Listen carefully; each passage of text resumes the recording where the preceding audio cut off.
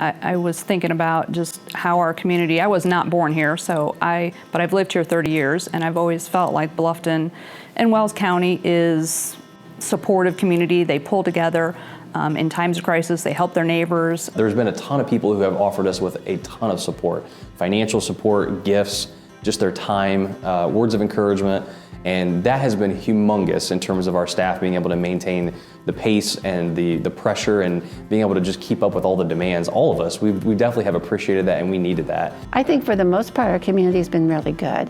I mean, I think our businesses have been really good about trying to keep everybody safe, and they've taken that extra effort to, to clean and promote their staff members wearing masks. I think a lot of those people, they recognize, typically they've either been in the healthcare industry, or they have family that are either at Christian Care or other retirement communities in the area, and they recognize and understand the difficulty that we're facing. There's been government changes, federal and state regulations, so a lot of guidance to read through, interpret, decipher, implement, rapidly changing.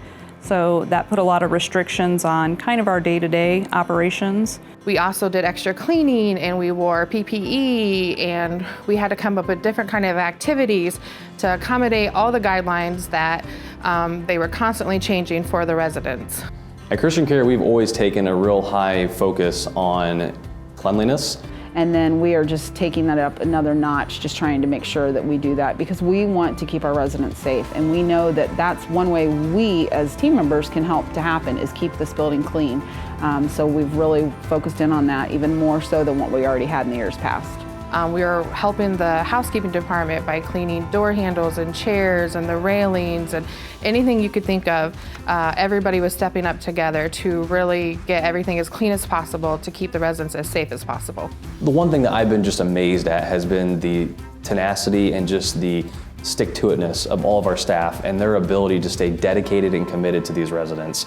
We're fortunate here at Christian Care to have the nurses and the staff that we do in all departments.